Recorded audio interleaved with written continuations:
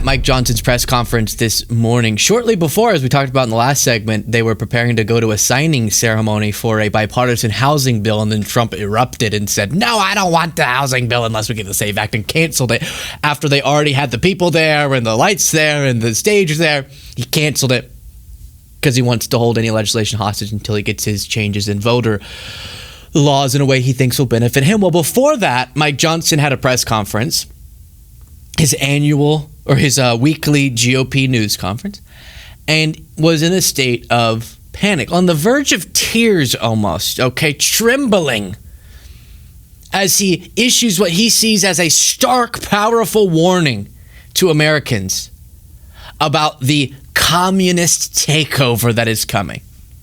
Now, let me repeat something before I play this very pitiful clip. Right now, Republicans have everything. They have the House, they have the Senate, they have the White House. They have, you could say, the Supreme Court even. And so whenever you do this fear-mongering about socialism, it doesn't hit as hard when people right now are living under your rule and they hate it. The polling reveals they hate it, Mike. And as we discussed in the last segment, you don't really have a message in the midterms, an affirmative message of what you're for. Political campaigns have two columns. What are you saying you're against, and what are you saying you're for? And when you're out of power, the against column can be much more emphasized. When you're in power, the for column should be much more emphasized. Because when you're out of power, you can point and go, that's not good, that's not good. And the voter's like, you're right, you would probably do it better. And you should have clear objectives as to what you would do better, how you would do it better. But it's pretty easy to go, that person's pointing at how bad this is, and I agree. Whereas it's harder to point at the people out of power and go, but they're so bad, so keep me in power, when people are hating what you're doing in power. And that's what's flummoxing the GOP right now, which is they're so used to the Biden years where they got to go, any problem, it must be Biden's fault because he's president. We don't consider any global phenomena. We don't care about any of that. It's all Biden, it's all Democrats, and they're so radical, and they're going to trans your kid, and their drag queens are going to go kiss you on the forehead. And they would run with all of that, and it worked better. It was dumb, but it worked better because Democrats did have a lot of power. They don't right now. So there were 3 congressional primaries that are getting a lot of attention, which is what he's responding to, I'm assuming. And Mamdani-backed candidates in New York, all 3 were congressional primaries in New York, which kind of is the general election often because a lot of these races are going to go blue once it gets to the general. And Mamdani, the 3 candidates he supported all won their race, and 2 of them were against incumbents, and incumbents almost never lose. So it's a big moment. And 2 of them are like official Democratic socialists. One of them is aligned on a lot of those issues, but isn't really. And I'm not a socialist, as you know. More accurately, a social democrat, but I like to describe a nice, proud liberal. And I see exactly why Democratic voters, especially in a really blue state like New York, are going, we're sick of this. Yeah, we hate Trump, we hate Republicans, but we kind of hate the Democratic establishment too.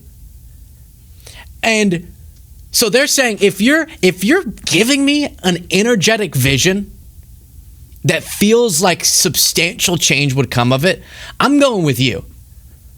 We're done with this establishment mumbo jumbo, status quo mumbo jumbo. That's the biggest takeaway.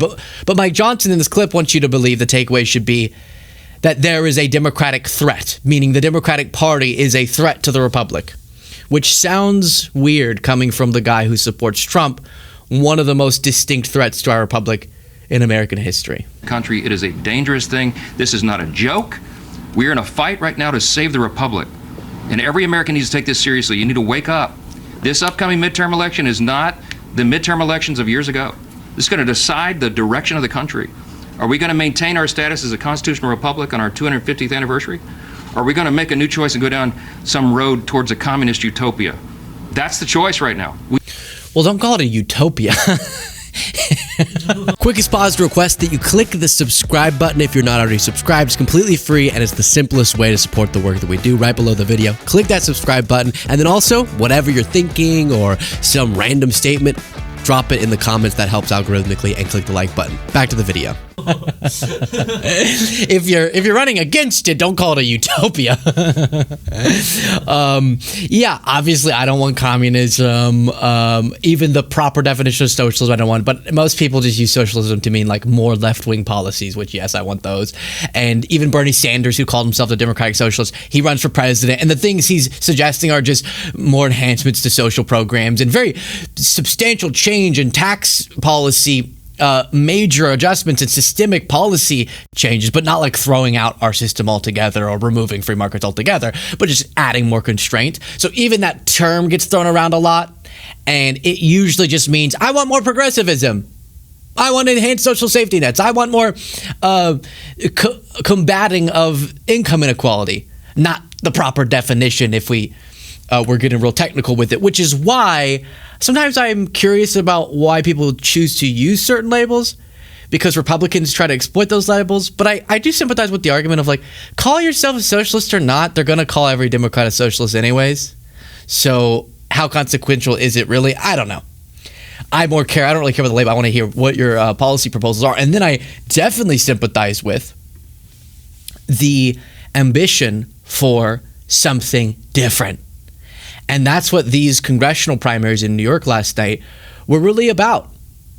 It was about, clearly there was a preference of the Democratic establishment, and then there was a Mamdani side, and New York voters sided with the Mamdani side. Here's Lander, one of the candidates who won last night. Start with sort of the big and central question here. In choosing you, what message do you think New Yorkers are trying to send to the party and to the country right now? New Yorkers are fed up with the status quo that's not working for them. You got housing and healthcare and all the prices skyrocketing, and people see Democrats, instead of fighting for them, taking money from corporate PACs funded by Wall Street and crypto and AI and APAC. And I think voters are saying we're tired of that. We want folks who are going to fight for working families. Luckily in New York, we can do that with a lot of joy right now, coming off the Knicks win and Mayor Mamdani's win. But it's like being Mr. Rogers, but with a steel spine. Was Goldman the one who didn't show up to our interview? I think that was Goldman, wasn't it? So Goldman is who Lander beat last night, and I just want to say this is an inevitable outcome to him standing us up. That wasn't Swalwell, right? No, it was Goldman. No, I'm certain. Let me tell you this story real quick, because I say this is why Goldman lost. You just don't stand up the show and then not lose. That's just what happens. Okay. So we were sitting in our office in DC. We had scheduled well in advance an interview with him. I'm sitting for like 20 minutes. This assistant keeps coming and sitting down in his seat. Like, we're on Zoom with her. You remember this? She kept sitting down. Hey, he'll be here in a little bit. He'll be here in a little bit. And I'm like, okay. And then finally she goes, you know what? I don't think he's going to be able to make it. Goodbye. And then I'm like, what? What was all this for? I even bought a shirt for it. I remember distinctly, like a nicer shirt. We had just moved to DC, so I didn't have a lot of good college shirts. And so I got a good college shirt. I was ready, doing my interview, had my questions ready. And then, this is so funny. The next day, I get an email, and his assistant says, hey, so glad y'all got to chat yesterday. What a great interview. I really feel like y'all got into some insightful topics and stuff like that, or something to that effect. It was like hey, great interview. That was awesome. And I was like, we never did the interview. You just gave me a canned response, didn't you? You have a pre-written response after interviews. And they're like, oh, sorry. So let me just warn any Democrats who book interviews with us, or Republicans too. But Republicans never want to come on the show. But Democrats are more willing to. If you end up not showing up, you're going to lose. Whereas Ro Khanna actually showed up, and others actually showed up, and they win. That's just what happens. And another thing, any Democrat who doesn't even reach out to us, it's actually beyond that. You have to reach out to us proactively now. Otherwise, you're going to lose. That's hysterical. Interestingly, Hunter Biden, I think, had one of the most accurate, quick responses after action analyses the morning after to these results, where Mamdani backed candidates mopped the floor with more establishment-backed candidates, Hunter Biden wrote, "I'm not running for office, but if I were, these are some of the lessons I'd take away from what happened in New York yesterday." Again, I didn't know we were going to enter into a world where Hunter Biden was one of the most thoughtful political pundits, but that's the world that we're in. Number one, so these are the takeaways from that election result last night. Because people are throwing around all sorts of takeaways. I saw Benny Johnson's show this morning was communists take over everything. Hey, Benny, your party has all of the control in the federal government, and everyone hates it. What? Communists take over everything. Some elections in one state where sort of progressive candidates win. Okay. Authenticity is measurable, Hunter Biden writes. That's what we were talking about earlier in today's show. Voters can smell a focus group from a mile away. Endorsements from the current Democratic leadership now read like warnings. It's not just that those endorsements don't hold as much weight, but they actually kind of hurt you sometimes. In deep blue Democratic primaries, the establishment wing of the party is no longer a sword, it's a question mark. This guy's a poet. Conviction beats caution. The candidates who said hard things about rent, about who pays for what, about Gaza, they won. The triangulators lost.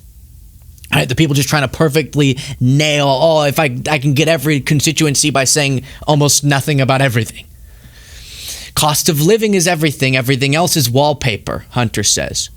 The middle is not a strategy. It's an empty room. Voters reached past the establishment to grab someone who actually believes something. Don't fear the base, court them. The Democrats who ran from their own voters lost. The ones who ran toward them won. If you want to lead a party, you have to be willing to fight inside it. Mamdani didn't ask permission, he took the field. The lesson under the lessons, the country's tired of being managed, people want to be led. Hunter, what are you doing? You're nailing it. I don't know where you've been. That was so eloquently written. That's it. I don't know how much I can add to that. That's exactly the takeaway. And as thoughts were bumping around in my head today, I stumbled across this and was like, that's what I was trying to get into my mouth for the show. And he did it. But then Stephen A. Smith had a little bit of a different take, as he always likes to have. Stephen always likes to be a contrarian. And he said this. Ladies and gentlemen, let me be very, very clear. If the Democratic Party becomes the likes of Zohran Mamdani, who, by the way, I like. I'm not trying to throw any shade on him or anything like that, but if the Democratic Party becomes him, you have no chance. You have no chance on a national basis in terms of the presidency. In Senate, seats in the House, you have no chance. You have no. Mamdani's candidates just won seats that will almost certainly lead them to a general election House seat. I am more willing to hear his point on the presidency. I still think in America, people who describe themselves as socialists, again, they almost never mean literally what socialism means, which the literal definition I don't want. Normally, it just means like, let's make real change. We already have a mixed economy. Socialistic programs are already in our economy. And then at the core of it, you have a capitalistic system that's regulated, and then most people want, let's just add some more. Let's add some more constraints, some more safety nets, some more programs, some better investment, etc. Almost no one's talking about throwing out the system altogether. That term is usually just used to signal, like, I'm really for change. But I do agree that one of the things that hurt Bernie was people's perception, even though a lot of people were able to look past it, that, he would be too radical and like bring the Soviet Union in or something. Silly. And so maybe I can listen more to on the presidential level, saying there's no way they can win House seats when we just saw the inevitable, like there's going to be an inevitable win of these candidates to the House is wrong. The Senate, maybe it's a little more difficult on a statewide, but I also don't know if that makes sense. Chance. I think Mamdani could win for Senate easily in New York. I want to be very, very clear about that. You might have a Democratic socialist sprinkled here and there, but that ain't what America is. America's about capitalism. America's about dollars and cents. America's about an economy, a flourishing economy. Okay? And you know what it's not about? Free stuff. Somebody got to say it, so I'm going to say it. Somebody got to say it, so I'm going to say it. He seems to be having fun. I wish I had that much fun with my delivery. Some people say it's cringe. I see, as someone who speaks for a living, I see a little bit of something that I respect. There's a certain art to the way that he's being so performative. You know, I do that sometimes too, but it's not about free stuff. That's just like, that doesn't mean anything. I've grown up with people who have these similar conversations that I just think miss the more deep policy discussions. Again, yes, I don't think we should eliminate capitalism altogether. All of our debates have been, how far do you drag the social side of the mixed economy? How far do you drag the little cursor over toward more social safety nets or socialistic programs, which we already have in America and every single country has? If you were to say, like, oh, pure communism and the government runs everything and there's no free market, yes, of course everyone's against that, obviously. But then to say America's not about free stuff, it's like, I kind of get what you mean. I don't want us to lose the America's a place where you work hard and you can go and start a business and rise up in the country. Like, I love that. I love it. And no one really means that when they say it. America is for some quote-unquote free stuff, if anything in this life is free, which it's not, by the way. But taxpayer-funded stuff people are for. Like, is K through 12 education free? No, you pay for it through your taxes. But it's free at the point of entering the school. Is that socialism? Kinda. But everyone's for it. Are our fire departments socialist because we fund them with our taxes? No one's saying that anyone's getting anything for free. It's that we fund it through taxes and then we divvy it out, which is already what we do. Let me say that again. That's already what we do. So I don't know. Patrick Bet-David does this a lot. He'll go, I remember he did this debate with David Pakman. He's like, do you think the government would if I gave you $10, would you rather the government choose how to spend it or you choose how to spend it? And you're going, this doesn't get us anywhere. Like, it sounds nice. America's not a place for free things. Woo! And then you go, oh, so you want to take away Medicare? Oh, no, you don't. Why? Well, no, because people pay into that. Yeah, well, that's every single program. That's all the programs we're suggesting. Any expansions of healthcare would have to be funded somewhere or come from deficit spending, which is also how we fund a lot of stuff. But that also gets paid for in a weird way somehow, someday. So yeah, nothing's technically free, but none of what anyone's suggesting is any more free than the programs we already have that you wouldn't want to admit you want to take away. So it's just sort of like sounds nice but gets us nowhere. Tell me the policy that you're supporting. Like, if I'm saying here's a single-payer healthcare system I want, you can tell me why you're against it, and then we can debate on that, as opposed to like, so do you want socialism or not want so? It's like, what? None of those words mean anything until we get to the policy.